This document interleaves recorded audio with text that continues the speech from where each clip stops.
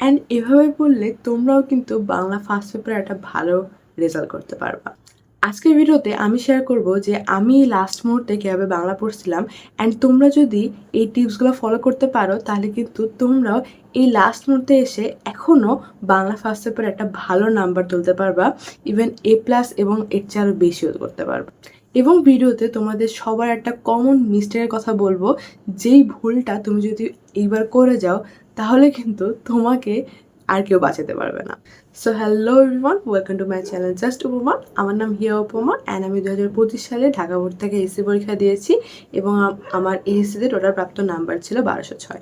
আমার এসএসসি পরীক্ষা হয়েছিল 10 এপ্রিল এবং আমি কিন্তু 6 এপ্রিল থেকে বাংলা পড়া স্টার্ট করছিলাম। এখন তোমরা অনেকে বলতে পারো, আচ্ছা বাংলা জন্য 4 দিন রাখবো? আসলেই মানে ফিজিক্স ম্যাথের জন্য 1-2 দিন করে রাখছি, ওখানে বাংলার জন্য 4 দিন ধরে বাংলা পড়বো? তার চেয়ে তো অন্যান্য সাবজেক্ট আগানো উচিত, তাই না? এরকম আমিও ভাবছিলাম। বাট আমার মেন্টর সাকিব ভাইয়া আমাদের একদম একটা লাইভ নিয়েছিল, ওখানে বলছিল যে না, তোমাদের আইদার 3 দিন আগে অথবা 4 দিন আগে বাংলা স্টার্ট করা উচিত। কারণ আমি তোমাদের রিজন বলি, বাংলা হলো আমাদের সবারই প্রথম পরীক্ষা হয় বাংলা, অ্যান্ড এই প্রথম পরীক্ষাটাই যদি আমাদের খারাপ হয় তাহলে কিন্তু ডমিনো এফেক্টের মতো আমাদের সবগুলো পরীক্ষায় মন খারাপ থাকবে, অ্যান্ড ইভেন খারাপও হতে পারে। বাট প্রথম পরীক্ষাটায় যদি আমাদের রেজাল্ট মানে পরীক্ষা ভালো হয়, আমরা যেভাবে ভাবছিলাম যে পরীক্ষাটা দেবো ওইরকম আশানুরূপ যদি একটা পরীক্ষা হয় তাহলে কিন্তু আমাদের কনফিডেন্সটা অনেক বিল্ড আপ হয়। অ্যান্ড এটা যেহেতু ফার্স্ট আমাদের বোর্ড পরীক্ষা, তো তোমাদের নিশ্চিত একটু নার্ভাস লাগতেছে। ওই নার্ভাসনেসের মধ্যে যদি প্রথম পরীক্ষাটাই খারাপ হয়ে যায় তাহলে কিন্তু পরের পরীক্ষাগুলো দেওয়ার ক্ষেত্রে কনফিডেন্সটা অনেক লো হয়ে যাবে। তাই আমি বলবো যে তোমাদের পরীক্ষা যেহেতু 21 তারিখ, চেষ্টা করবা 18 তারিখ থেকে মাস্ট পরীক্ষা মানে মাস্ট হলো বাংলা ফার্স্ট পেপার ধরার জন্য। যদি তুমি 17 তারিখ বাংলা ফার্স্ট পেপার পড়া শুরু করো তাহলে আরও ভালো। এক্ষেত্রে তুমি ফার্স্ট দিন গদ্য পড়লা, সেকেন্ড দিন পদ্য পড়লা, থার্ড দিন হলো নাটক উপন্যাস যেগুলো আছে ওগুলো পড়লা, অ্যান্ড লাস্ট দিনও তুমি তোমার ল্যাকিংসগুলো মানে ফিল আপ করলা যে আচ্ছা তো আমার গদ্যতে এখানে সমস্যা আছে তাই ওটা একটু দেখে নিই, বা পদ্যতে এখানে সমস্যা আছে ওটা একটু দেখে নিই। এভাবে তুমি বাকি সব ওই লাস্টের দিনে ওইগুলো শেষ করে ফেললা। অ্যান্ড লাস্টের দিনে আরেকটা মোস্ট ইম্পর্টেন্ট কাজ তোমাদের যেটা করতে হবে সেটা হলো সিকিউ লেখার প্র্যাকটিস করতে হবে। কারণ দেখো, তোমাদের টেস্ট পরীক্ষা অনেক আগে আগে হয়ে গেছে, তো তোমাদের 3-4 মাস ধরে কিন্তু হাতের লেখার তেমন প্র্যাকটিস নাই। তোমরা হয়তো পরীক্ষা দিচ্ছিলা বা হয়তো পরীক্ষা দিচ্ছিল না, বাসায় বসে সিলেবাস শেষ করতেছিলা। সো সামহাও তোমাদের লেখার স্পিডটা কিন্তু কমে গেছে। তো ওই একাধারে 5টা সৃজনশীল লেখা, দেন 10টা শর্ট কোশ্চেন লেখা, এটার জন্য কিন্তু একটা লেখার রিদম লাগে, মানে অনেক স্পিডে লিখতে হবে, নাহলে কিন্তু বাংলার ক্ষেত্রে লেখা শেষ করা অনেক মানে প্যারাদায়ক হয়ে যায়। অ্যান্ড যেহেতু বোর্ড পরীক্ষা তাই আমাদের মধ্যে একটা নার্ভাসনেস কাজ করে।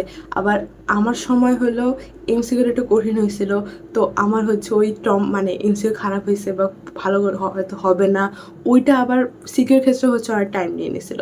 তো আমি আগের দিন আমার সময় 7টা সৃজনশীল ছিল, আমি ওই 7টা সৃজনশীল প্র্যাকটিস করে যাওয়ার পরও আমার লাস্ট 30 মিনিটে এখনও 2টা সৃজনশীল লেখা বাকি ছিল, 2টা বা আরেকটা সৃজনশীল লেখা বাকি ছিল।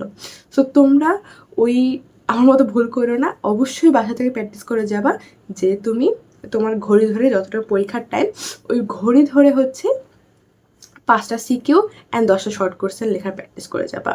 একদম পরীক্ষার এনভায়রনমেন্টের মতো, মানে কোনো উঠাউঠি নাই বা করতেছে হবে না, মোবাইল ধরতেছে হবে না, একদম টাইম লিমিট ধরে ওইভাবে পরীক্ষা দিয়ে যাবা। অ্যান্ড এটা মাস্ট করবা। ধরো তুমি 2টা গদ্য বাদ দিছো, 2টা গদ্য না পড়ে হলেও ওইটা করবা। কারণ এটা যদি তুমি না করো, তুমি দেখবা সব কিছু পড়েও তুমি কিন্তু ঠিকভাবে লিখে আসতে পারতেছো না, হয়তো তোমার লাস্ট মুহূর্তে অনেক কিছু বাকি আছে, তখন তোমার কিন্তু নাম্বার ছেড়ে আসা লাগবে। অ্যান্ড তুমি যদি নাম্বার ছেড়ে আসো তাহলে কিন্তু বাংলা ফার্স্ট পেপারে A+ উঠানোটা একটু কঠিন হয়ে যাবে। সো এই ভুলটা অবশ্যই অ্যাভয়েড করো, অবশ্যই প্র্যাকটিস করে যায়।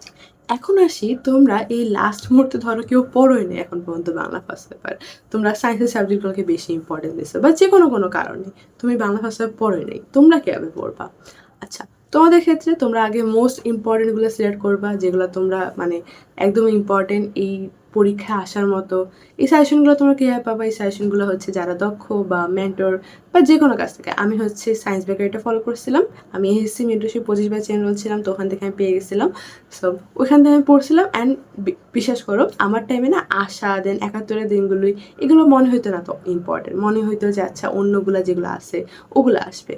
বাট ভাইয়া সাজেশনে লিখছিল, অ্যান্ড আমি 71 দিনগুলো না পড়ে গেল, আশারা পড়ে গেছিলাম, দুইটাই আসছিল। মানে ভাইয়া ওখানে যেগুলো বলছিল একটা বাদ দিয়ে মানে সবগুলো আসছিল।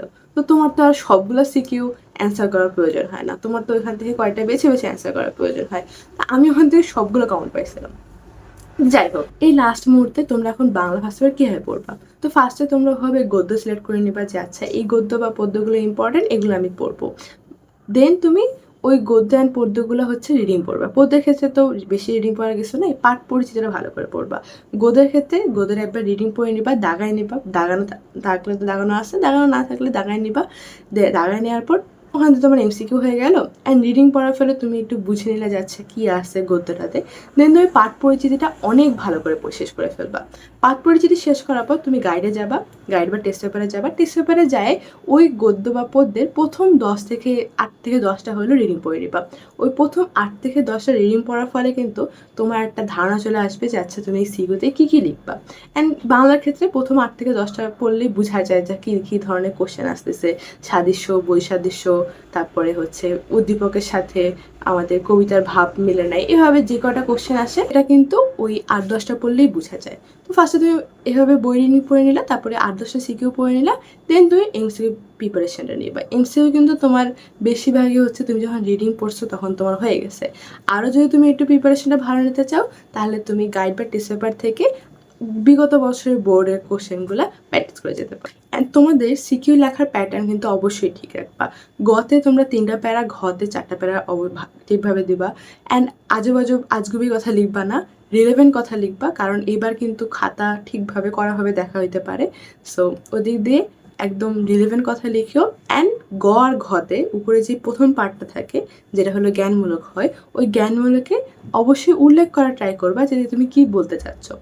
আমরা নর্মালি বলি না যে আচ্ছা উদ্দীপকের সাথে শুভা গল্পের সাদৃশ্য আছে, এভাবে না বলে একটু ডিরেক্টলি বলবা যে আচ্ছা উদ্দীপকের সাথে বাক প্রতিবন্ধকতার দিক দিয়ে শুভা গল্পের সাদৃশ্য আছে, এভাবে একটু স্পেসিফিক্যালি বলার চেষ্টা করবা।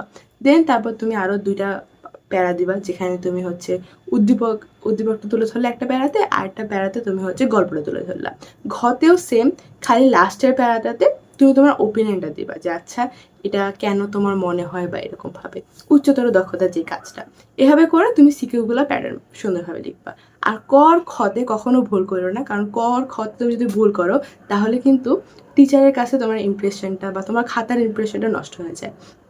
তো এইভাবে তুমি পুরাটা সিকিউ ঠিকভাবে লিখবা। অ্যান্ড সো এই ছিল আজকের ভিডিও। আশা করি তুমি বুঝতে পারছো তুমি বাংলা প্রিপারেশন এখন কীভাবে নেবা এবং কী কী ভুল তোমার হলে অ্যাভয়েড করা উচিত। সবচেয়ে বড় যে ভুলটা মানুষ করে সেটা হলো প্র্যাকটিস করা যায় না। প্র্যাকটিস না করার কারণে আমাদের হাত হচ্ছে চলে না, কারণ হাত অনেক স্লো থাকে অ্যান্ড ওভাবে লেখা যায় না। সো অবশ্যই প্র্যাকটিস করে যাও এবং আমি যেভাবে বললাম ওভাবে পড়ার ট্রাই করো। আশা করি তোমার একটা ভালো রেজাল্ট হবে। অ্যান্ড চ্যানেলটাকে সাবস্ক্রাইব করে দিও, কারণ আমি তোমাদের পরীক্ষার টাইমে কোন সাবজেক্ট এই বন্ধের মধ্যে কীভাবে পড়তে হবে সেগুলো নিয়ে আসবো। আল্লাহ হাফেজ।